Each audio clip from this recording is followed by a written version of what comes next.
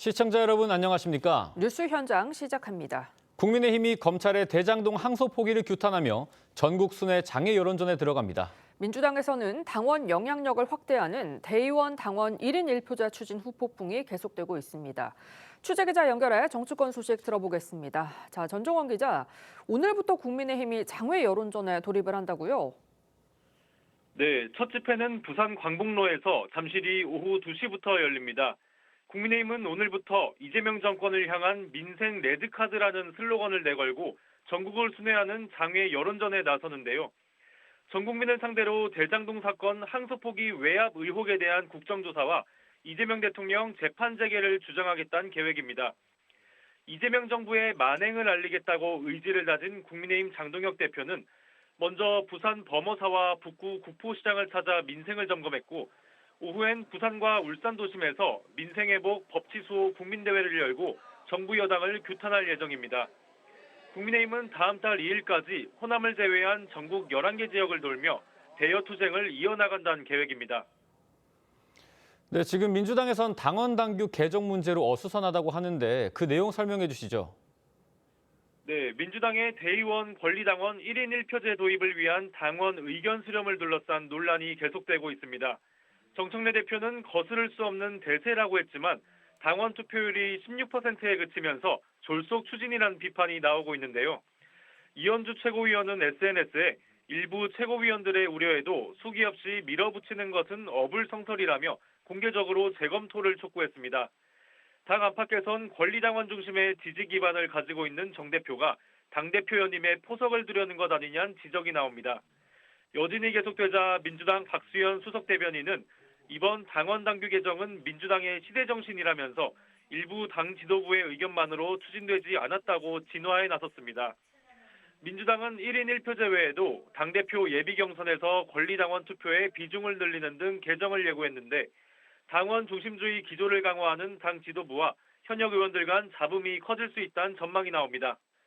지금까지 정치부에서 전해드렸습니다. 중일 관계가 악화일로로 치닫는 가운데 이번엔 중국이 미국의 일본 편들기에 반발하며 좌우비다오는 중국 땅이라고 강하게 주장했습니다. 다카이치 일본 총리가 정부 입장은 일관되다며 대만 관련 발언을 철회하지 않겠다는 뜻을 내비쳤습니다. 김자민 기자입니다. 일본이 시류 지배하고 있는 센카쿠 열도에 대해 중국 측이 중국 고유의 영토라며 발끈하고 나섰습니다. 주일 중국 대사관은 어제 저녁 공식 SNS에 누가 무엇을 말하고 쓰든 갸오위랴오가 중국에 속한다는 사실은 바뀌지 않으며 중국이 자국의 영토와 주권을 수호하려는 결의를 흔들 수 없다고 강하게 주장했습니다.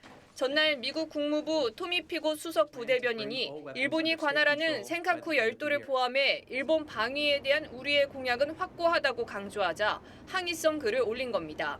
중일 갈등의 중심에 선 다카이치 일본 총리는 대만 관련 발언을 철회하지 않겠다며 선을 그었습니다.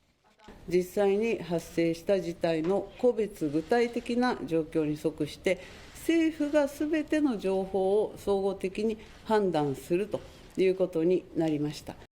그러자 중국 정부는 발언 철회 없이는 관계 회복도 없다고 맞받으며 추가 조치 가능성을 경고했습니다.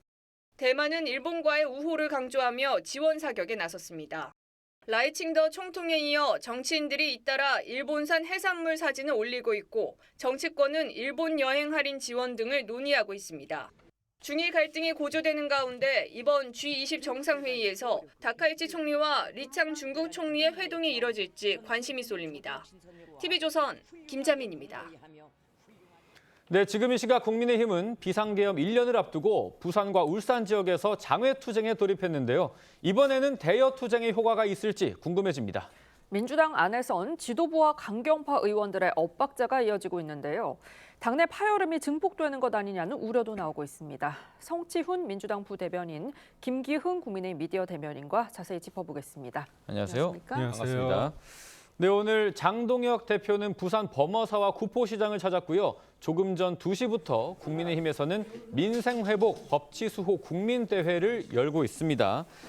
김기흥 대변인님, 지난 9월에도 저희 기억으로 이 국민의힘 지도부가 장외투쟁을 하지 않았습니까? 네. 당시에는 대여투쟁 효과가 좀 적었다 이런 의견들이 있었는데 이번엔 뭐가 다를까요? 그러니까 아무래도 그때는 추석을 앞두고 있어서 추석 연휴를 집회 모임을 갖기는 어렵지 않습니까? 그래서 부산하고 서울만 두 군데에서만 열렸습니다. 그래서 네. 시간적으로 좀 제한이 있었다 그런 말씀을 드리고요. 모든 것들은 저희가 주장을 한다고 해서 저희가 독려한다고 되는 게 아니라 지금의 2025년 11월 22일 지금의 대한민국에 대해서 많은 사람들이 분노하고 있습니다. 네. 예를 들어서 대장동 일당에 대해서 항소 포기를 통해 가지고 이분들이 7,400억 원이라는 그 범죄 이익이 사실상 공권력에 의해서 어떻게 됐습니까? 돈이 세탁돼서 이분들은 나오면 떵떵거리고 살 수 있는 그런 토대를 마련해 주지 않았습니까? 근데 이 부분에 대해서 문제 제기하는 검사들에 대해서 항명이라고 해서 이 사람들을 처벌하려고 하고 있고 심지어 이 항소 포기에 있어서 관여를 한 사람으로 알려진 사람을 서울중앙지검장으로 네. 이렇게 임명을 했습니다. 이거는 결국 국민에 대해서 국민과 한판 싸우겠다는 그런 얘기입니다. 그리고 더더욱 이게 문제가 되는 게 이재명 대통령이 이 대장동 일당과 공동 피의자 아닙니까? 그렇다면 이 사안으로 인해서 이재명 대통령의 사법 리스크를 줄이기 위한 일환이다. 이 문제를 제기할 수밖에 없어서 결국 김만배 깐부가 누구냐, 남욱이냐, 아니면 이재명 대통령이냐 이런 얘기까지 나오고 있기 때문에 저희가 가만히 있을 수 없고 그 분노를 국민과 광장에서 거리에서 함께 하겠다는 뜻입니다. 네, 그런데 눈에 띄는 여론조사가 나왔습니다. 갤럽 여론조사인데요. 내년 지방선거에서 여당 후보의 다수 당선을 바라는 응답이 42%, 야당이 35%였습니다. 특히 중도층의 응답이 지난달에는 오차범위 내였는데 여당이 44%, 야당 30%로 격차가 벌어졌습니다. 어떤 이유가 있다고 보시나요? 뭐 국민의힘이 지금 나날이 오른쪽으로 가고 있기 때문에 중도층과 멀어지는 지표가 드러나는 건 뭐 전 당연한 현상이라고 봅니다. 최근에는 그 장동혁 대표가 우리도 황교안이다, 우리는 황교안이다라는 발언을 하지 않았습니까? 거기에 한술 더 떠서 뭐 정광훈 씨나 뭐 우리공화당의 조원진 씨 이런 사람들과도 다 연대를 해야 된다 이런 발언까지 나오고 있습니다. 그런 상황 속에서 또 당 내부에서는 어떻죠? 장동혁 대표나 다른 지금 친윤 의원들보다는 좀 더 중도 성향에 가깝다고 볼 수 있는 한동훈 전 대표는 사실상 쫓아내려고 하고 있는 상황이잖아요. 네. 그렇기 때문에 당연히 중도층으로부터 외면받을 수밖에 없다라는 말씀을 드릴 수 있고요. 그렇기 때문에 지금 장외 집회를 통해서 뭐 민주당이 뭐 지금 국가를 어떻게 하고 있다 이런 걸 알리고자 하겠지만 사실상 지금 집회에 모이고 있는 사람들은 여전히 국민의힘을 지지하고 있는 그 콘크리트 지지층, 보수 지지층 이외에는 중도층은 저런 집회에 대해서 필요성이나 이런 목소리에 귀를 기울여주지 않고 있거든요. 그렇기 때문에 저렇게 집회를 하는 것보다 본인들의 방향을 트는 것이 훨씬 더 많은 사람들에게 의견을 전달할 수 있는 것을 알고 있음에도 불구하고 그러지 못하는 국민의힘이 저는 안타까울 뿐입니다. 말씀하신 것처럼 뭐 국민의힘이 오른쪽으로 가고 있다라는 일각의 지적이 있습니다. 공교롭게도 비상겸 1년을 맞는 다음 달 12월 3일이 장동혁 대표의 취임 100일째 되는 날이기도 합니다. 장 대표 지금 강성 지지층을 묶어놓고 외연을 확장할 이 중도층의 지지를 얻을 방법을 고민하고 있는 걸로 보여요. 그렇기 때문에 의원들 사이에서도 비상겸 사과에 대한 의견도 나오고 어떻게 중도층을 향한 메시지를 낼 거냐 이런 의견들도 나오는데 좀 보관이 있을까요? 100일 맞아서? 어떤 외연을 확대할 때 보면 이게 오른쪽으로 가야 된다, 왼쪽으로 간다 그 방식도 있지만 어떤 상황에서 이렇게 원심력을 통해서 이렇게 확장하는 부분이 있지 않습니까? 네. 장동혁 대표가 5.18 묘역을 찾았습니다.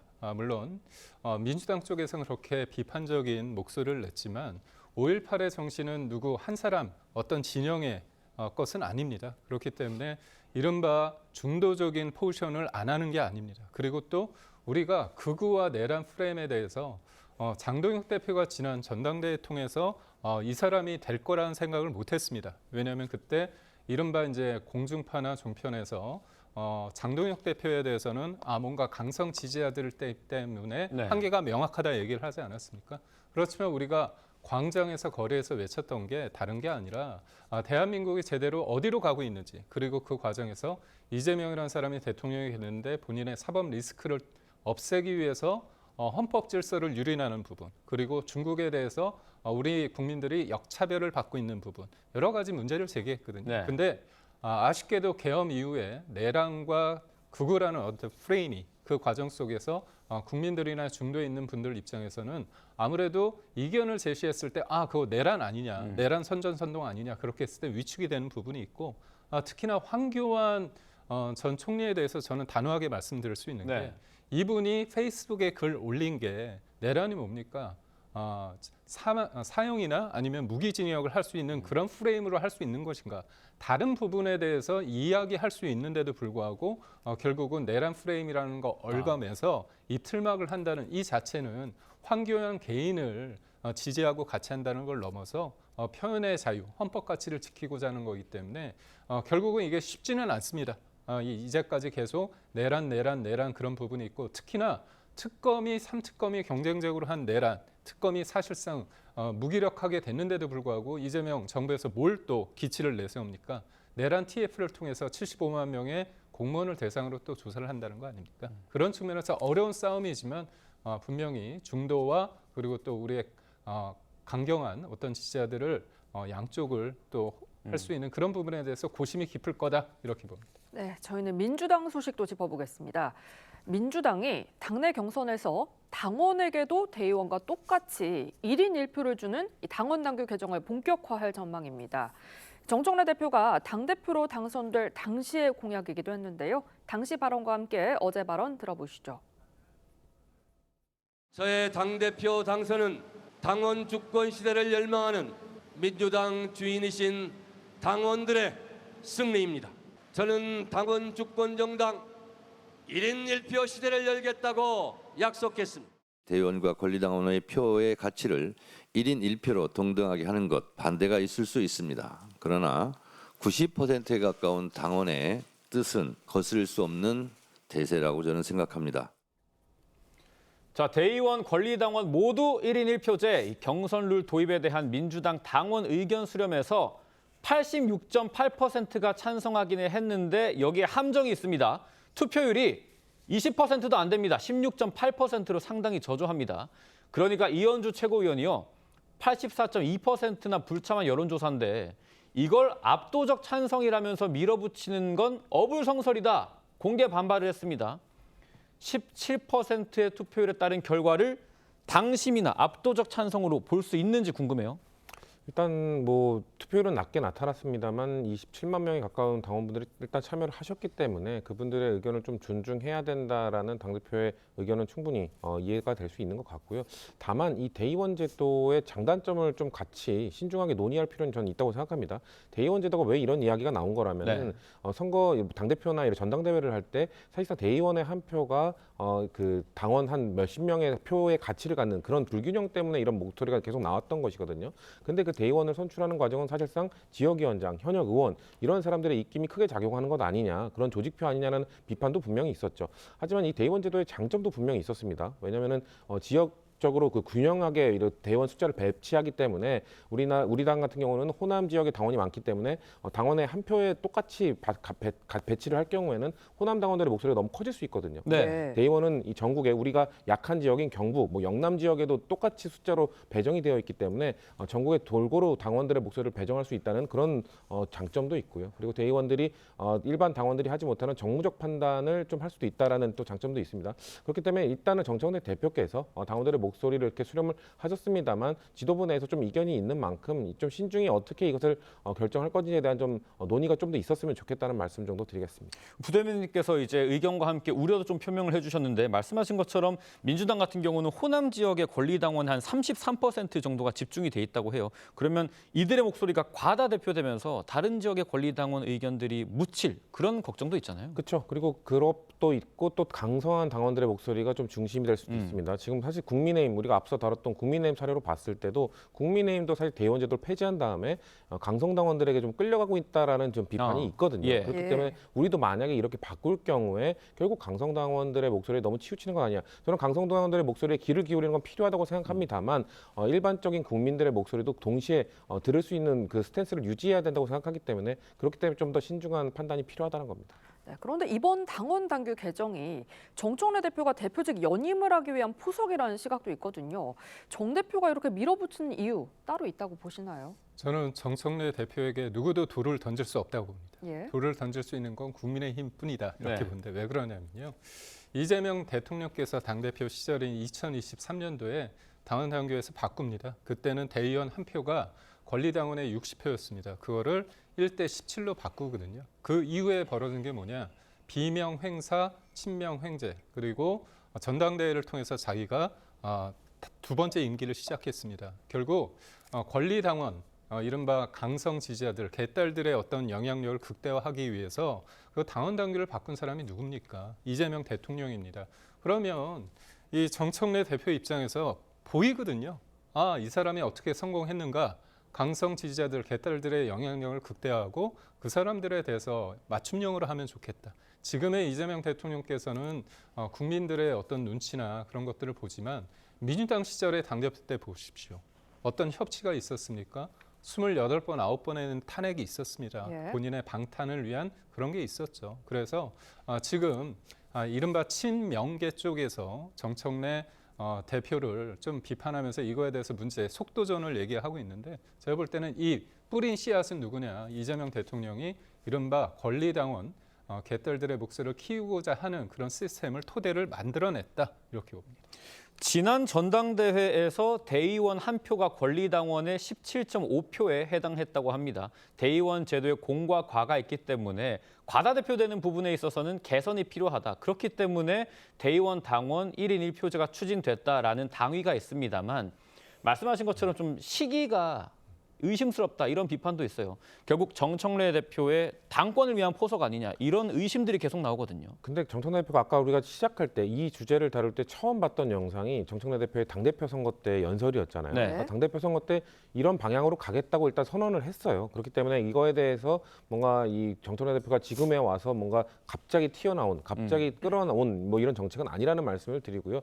그럼에도 불구하고 정청래 대표로서는 본인을 당대표로 뽑아줄 때 본인이 당원들과 약속한 것이기 때문에 이행할 수밖에 없는 위치도 있습니다. 다만 말씀하신 것처럼 대의원 제도에 분명 공도 있었기 때문에 그거에 대한 우려를 표하는 목소리도 있기 때문에 당대표로서 또 본인과 다른 목소리를 갖고 있는 이 지도부나 아니면 당원들의 목소리도 좀 최대한 수렴하고 우려를 불식시킬 수 있는 방향으로 좀 이 정책을 좀 다듬어야 되지 않을까라는 말씀을 드립니다.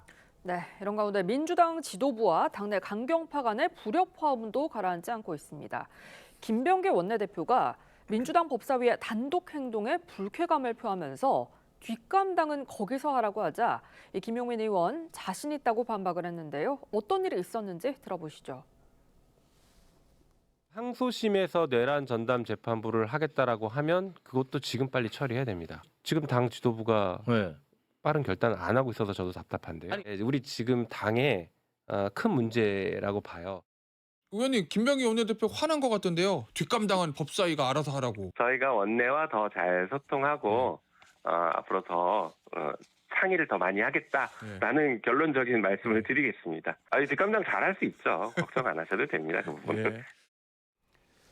뒷감당 잘할 수 있지요. 걱정 안 하셔도 됩니다. 이렇게 호언장담을 한 김용민 의원 반나절 만에 세심하게 소통하겠습니다라면서 한 발 물러섰습니다. 지난번 이재명 대통령 순방 때는 이 조희대 대법원장 청문회를 놓고 엇박자가 표출이 됐는데 민주당 지도부가 순방 때 자제를 하라 이렇게 강조를 했는데 좀 지도부와 의원 간의 손발이 안 맞는 모습들이 계속 노출이 되고 있어요. 일단 지금 법사위 위원들을 중심으로 이루어진 이 검사장 18명에 대한 고소고발 조치 그리고 내란 전담 재판부를 추진하겠다고 하는 그런 의지 이런 것들의 그 근본 취지에 대해서 반대하는 분들은 없거든요. 네. 김병기 원내대표도 이거에 근본적으로 반대하는 게 아닙니다. 다만 방금 앵커께서 말씀하신 것처럼 대통령 순방 기간 중에 좀 이런 강경한 모드가 이어졌을 때 늘 뭔가 대통령의 순방 효과가 묻히는 그런 결과로 이어졌었거든요. 그렇기 때문에 대통령이 순방하는 동안만이라도 좀 이런 강경 모드를 자제하자, 좀 로우키로 가자라는 그런 결의가 있었음에도 불구하고 또다시 이번에 대통령이 나갔을 때 지금 순방 중일 때 이런 목소리가 나오니까 김병기 원내대표로서는 좀 당황스러울 수밖에 없죠. 이런 근본 취지에 대해서 동의한다 하더라도 이걸 며칠 지금 대통령께서 몇 달 동안 순방을 가신 게 아니잖아요. 며칠 동안 가신 거기 때문에 특히나 내란 전담 재판부 같은 경우에는 결국 지금 1심 과정에서는 이거 재판부를 교체하기는 어려울 겁니다. 그렇기 때문에 아까 김용민 간사 입에서도 항소심에 교체를 한다 하더라도 지금 미리 준비를 해야 된다 말을 했기 때문에 미리 준비하는 거 동의할 수 있습니다. 다만 지금 대통령 순방 기간 중에 무조건 하루라도 빨리 이거를 이슈를 끌고 와야 된다라고 할 거는 없거든요. 그렇기 때문에 좀 더 소통이 부족했다고 저는 보기 때문에 김용민 간사께서도 일단 SNS에 글을 올렸습니다. 긴밀히 좀 더 소통을 하겠다라고 좀 한 발짝 물러선 모습을 보였기 때문에 김병기 원내대표나 다른 지도부와의 좀 원만한 소통을 통해서 향후 입장이 좀 나왔으면 좋겠다는 말씀드립니다. 네, 국민의힘에서도 입장이 나왔습니다. 민주당의 엇박자는 보는 이들마저 어지럽다 이렇게 꼬집었는데 이 민주당 지도부와 상임위 간의 파열음 더 커질 수 있을까요?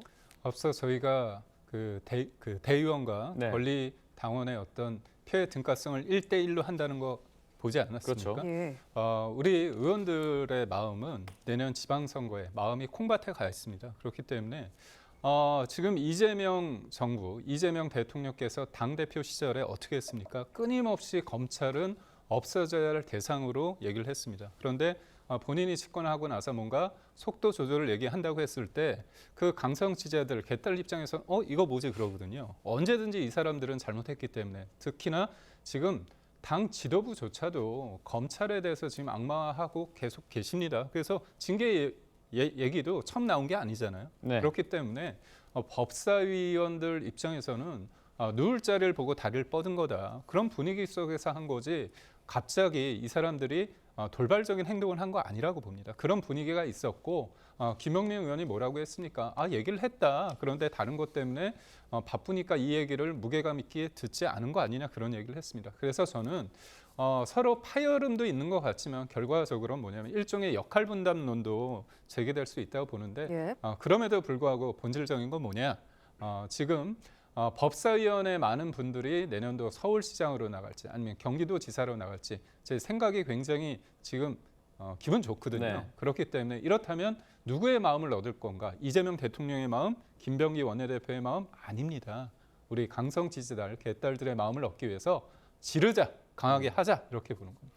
김기영 대변인님이 지금 의원들의 마음은 지방선거 콩밭에 가 있다라고 말씀하셨는데 민주당 상황이 그려집니다. 지금 다음 주부터 지방선거 후보 경선 출마를 위해서 민주당 지도부 줄 사퇴가 예고가 되고 있습니다.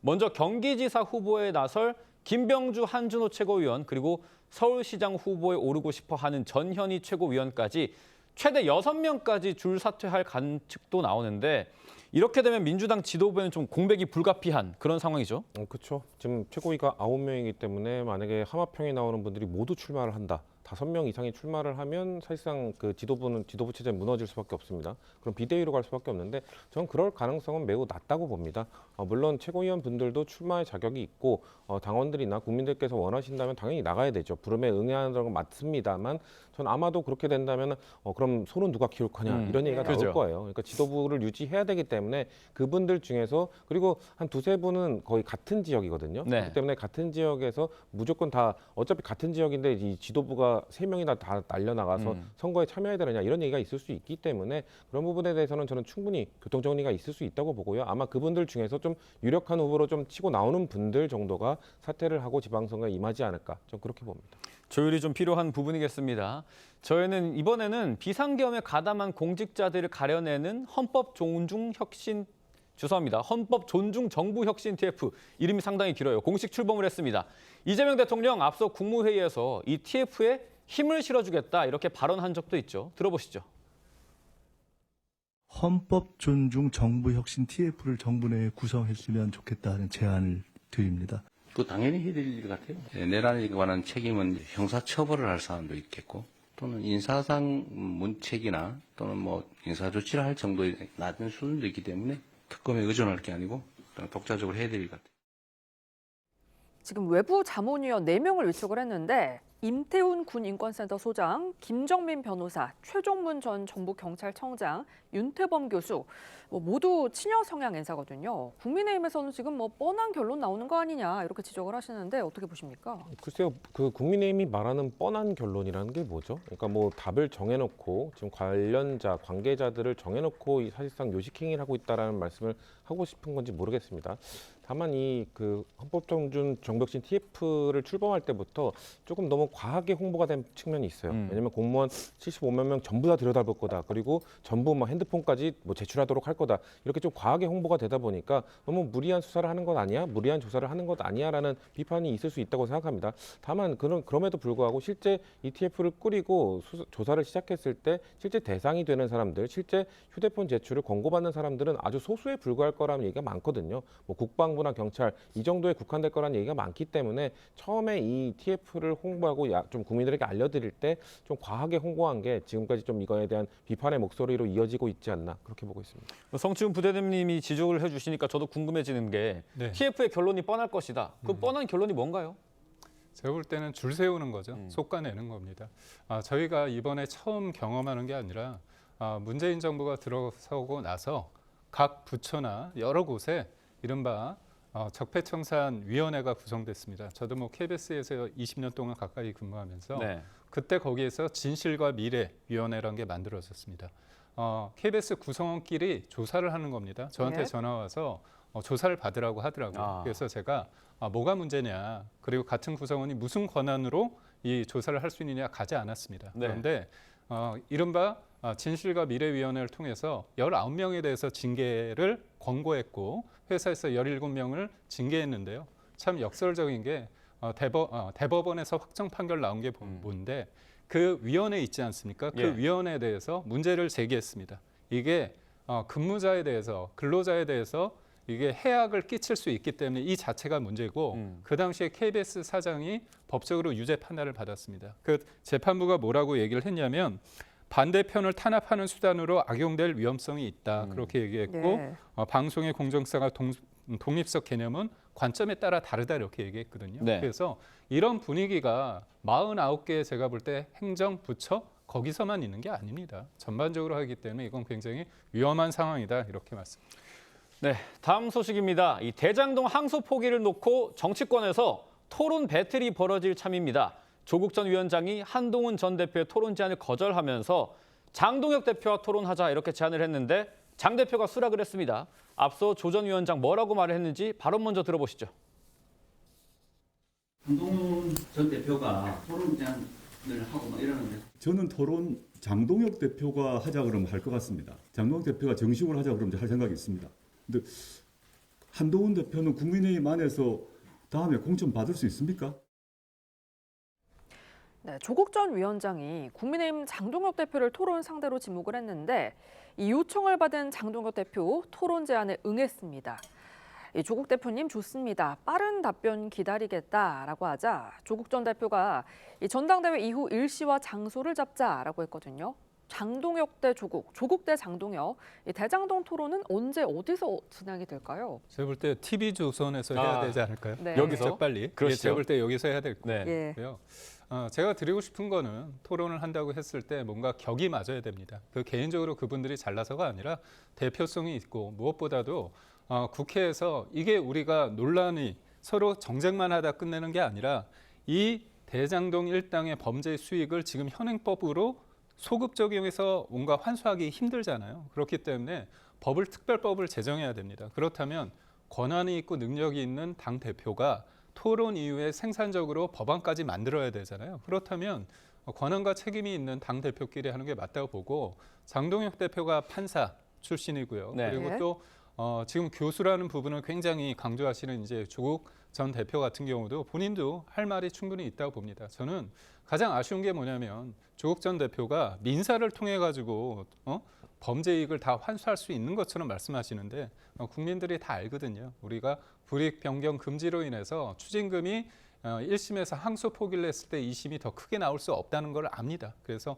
민사 또한 형사소송에서 뭔가 결과가 나왔을 때 그거를 뭔가 따라가는 면도 있거든요. 네. 그래서 쉽게 갈 수 있는 부분을 굉장히 어렵게 만들고자 하는 그 저의에 대해서 아마 장동혁 대표가 충분히 공격할 수 있지 않을까 싶습니다.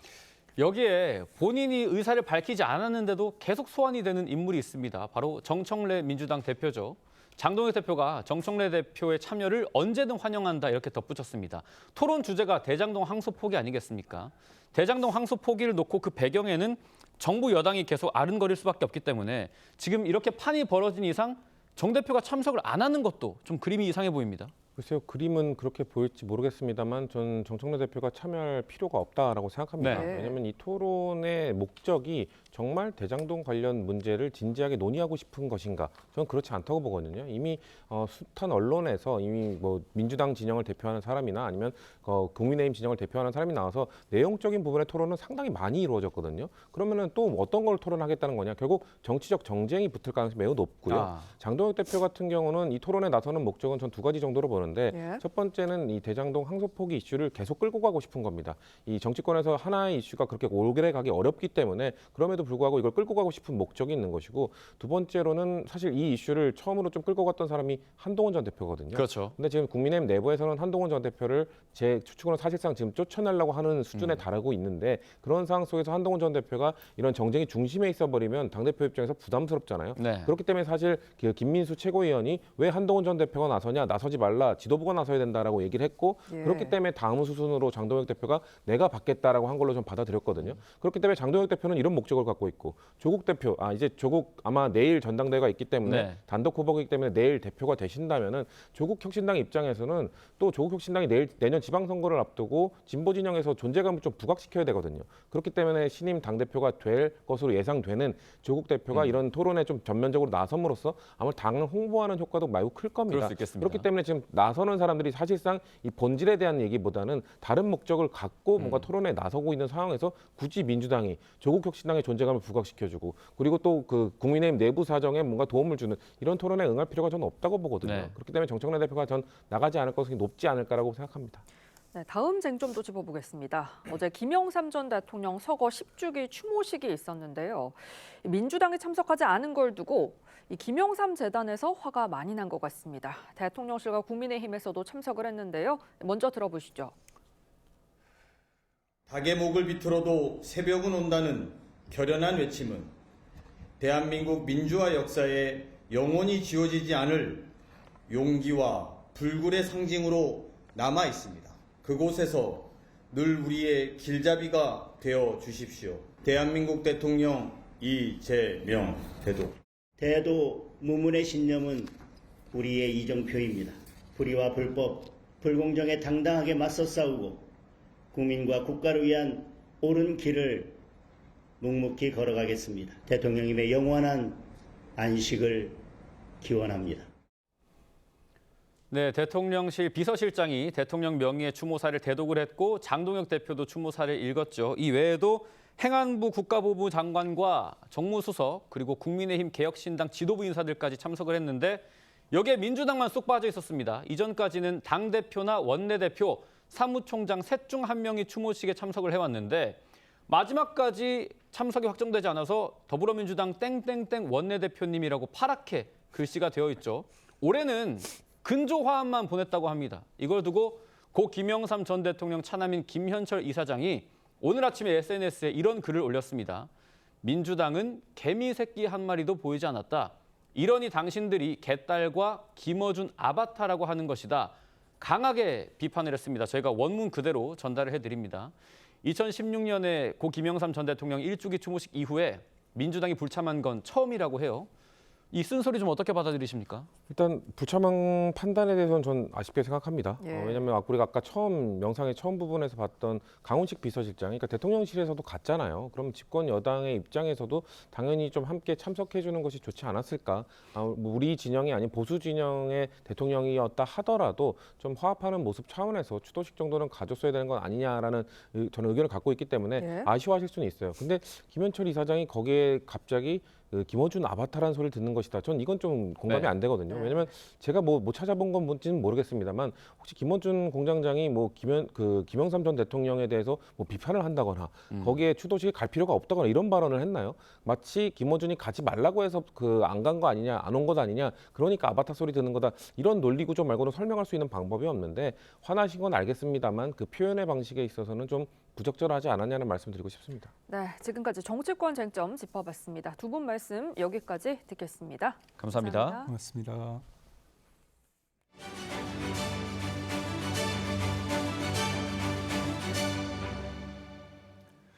요즘 SNS를 통한 마약 거래가 급속히 늘어나면서 마약을 공급하는 일당들도 점점 기업화되고 있습니다. 마약 전달 과정에서 배달 사고가 나면 AS까지 해주겠다며 투자자들을 모으고 있습니다. 투약자들을 모으고 있습니다. 황재영 기자입니다. 한 아파트 단지 화단을 찍은 사진에 노란색 화살표와 동그라미 표시가 그려져 있습니다. 건물 주소판과 건물 내부의 화재 경보기를 찍은 사진엔 품목과 주소지가 같이 적혀 있습니다. 모두 마약 위치를 투약자에게 알려주는 SNS 메시지입니다. 최근 SNS를 통한 마약 거래 대부분은 비대면으로 전달하는 던지기 수법을 사용합니다. 판매상은 배달 사고가 날 경우 공짜로 다시 주겠다며 구체적인 보상 기준까지 제시했습니다. 구매자들은 마약이 숨겨진 장소로 가며 휴대폰으로 촬영을 하는데 마약이 보이지 않으면 찍어둔 영상을 보내주며 AS 요청을 합니다. 판매상들은 마약을 야산에 묻어 전달하기 위해 산악동호회 경험자, 굴착기 기능사를 구한다는 광고를 SNS에 올리기도 했습니다. 마케팅적 홍보의 모습이 마약 판매에도 지금 나타났다. 결국은 수요 자체가 더 증가하게 되겠죠. 심각해지는 마약 범죄를 막기 위해 정부는 검찰, 경찰, 서울시, 국정원 등 8개 기관이 참여하는 마약 합수본을 출범시켰습니다. TV조선 황재용입니다.